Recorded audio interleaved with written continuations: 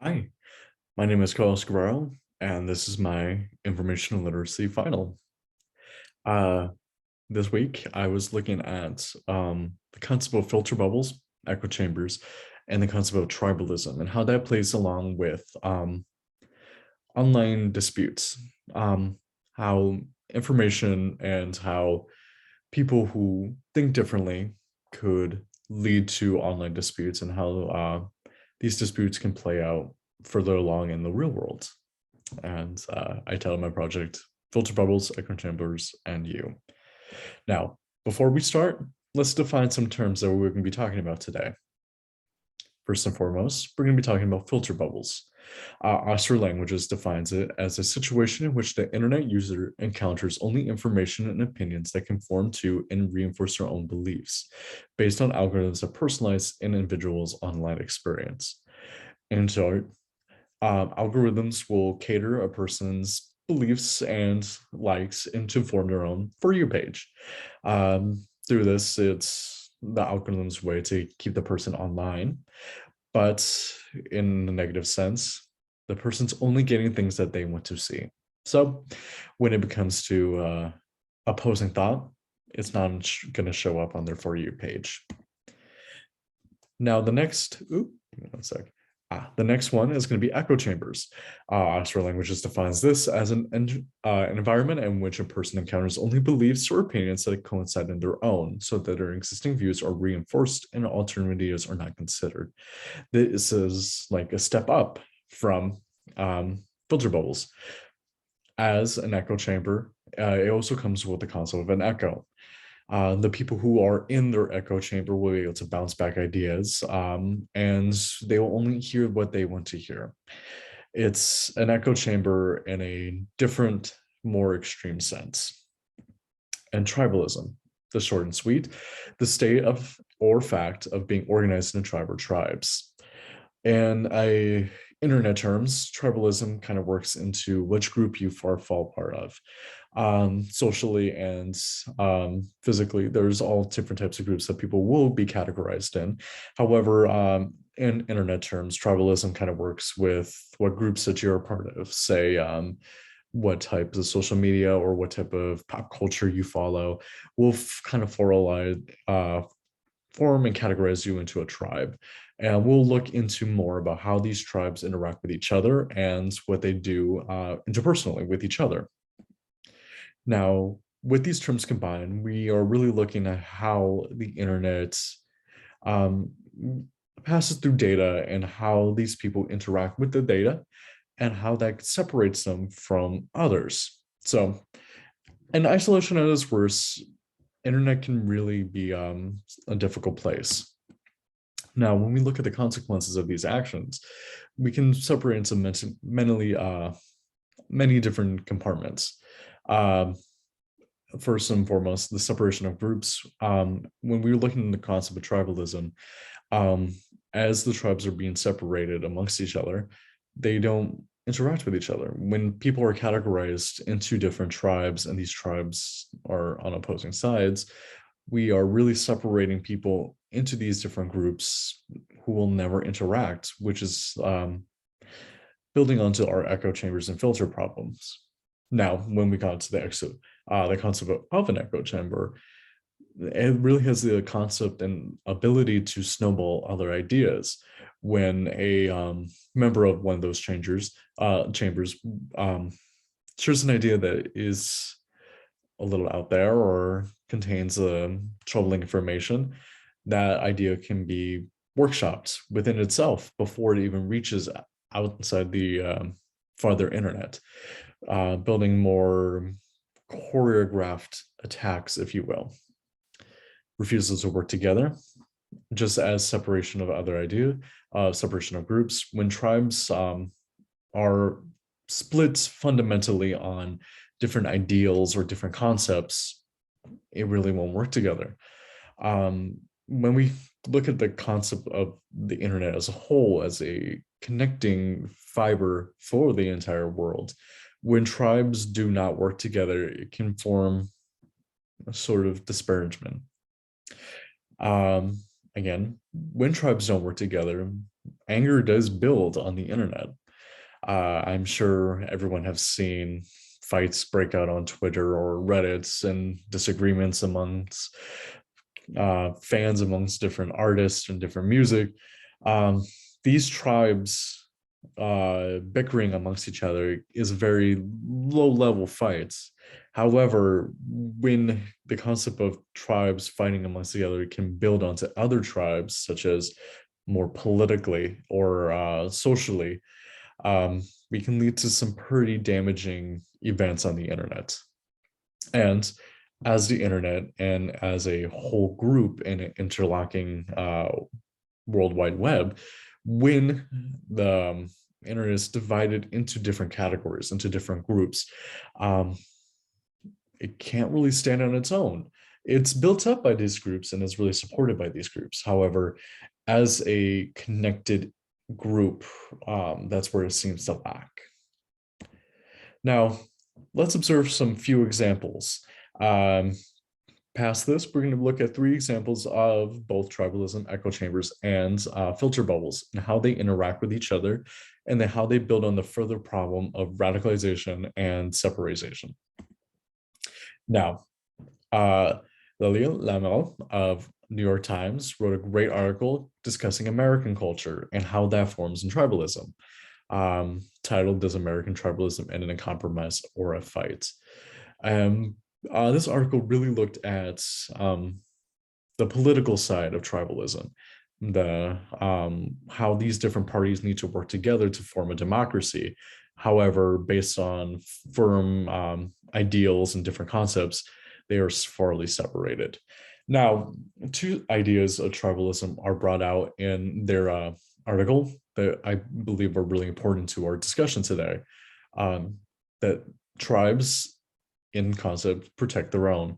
When they're part of a larger group, anyone of who is part of that group is basically immersed in that idea and that culture.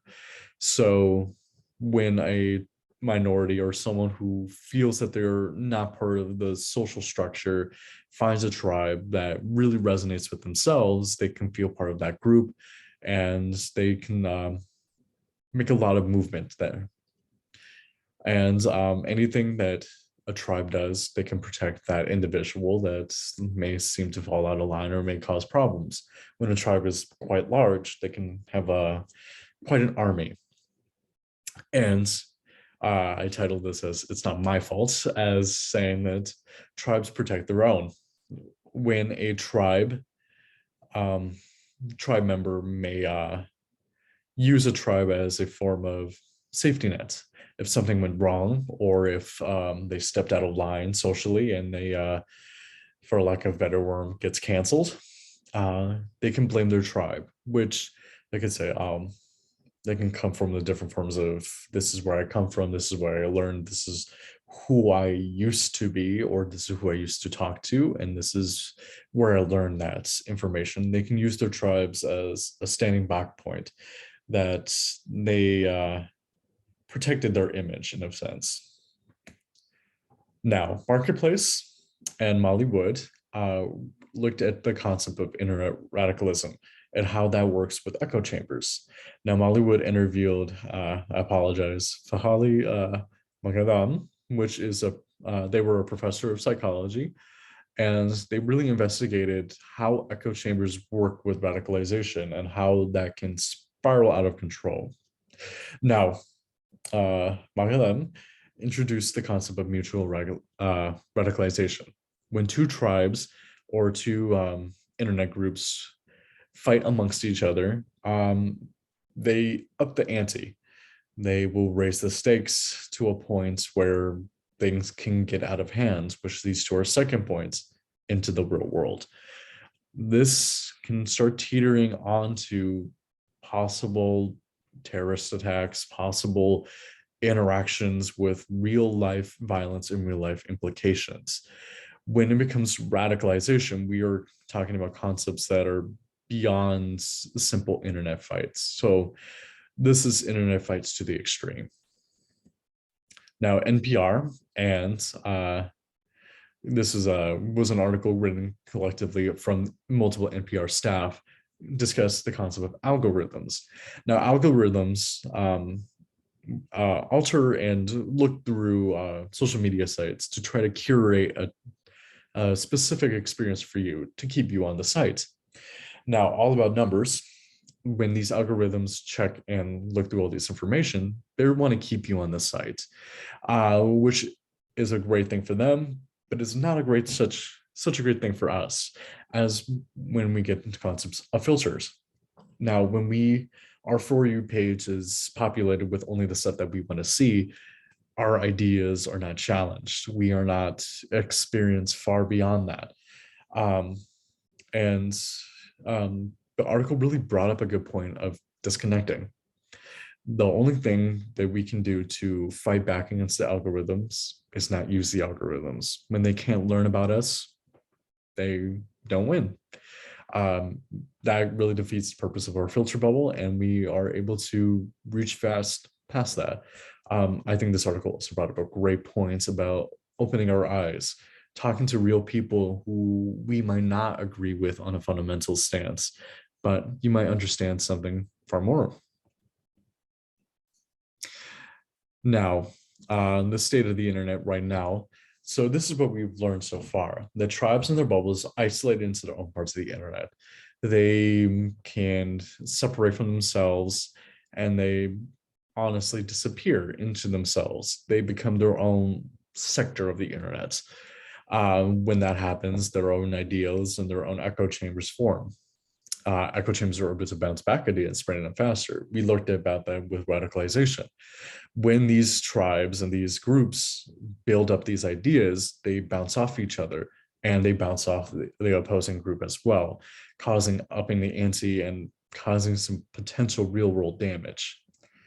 Algorithms aren't built for us to observe multiple ideas or multiple concepts. They're built to keep us on the sites. So by going against the algorithms, we are be able to pop our bubbles and really look further into the world. And like I mentioned before, when these fights are taken past the Twitter arguments and past Reddit discussions, they become into real concepts that can potentially cause a lot of damage and a lot of potential real loss of life. When fights and people who don't take their anger routes on the internet are able to meet up in real life, all the arguments and disagreements and misplaced shared of ideas can really spiral out of control. Now, we've talked a lot of doom and gloom today about tribalism, about echo chambers, about filter bubbles, about that, how that does to people and what it does to the internet itself in terms of arguments and what that could lead to in the real world.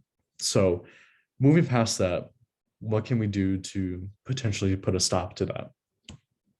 Now, based on our three concepts, we have three answers. We have our expanded horizons. Get out of our tribes.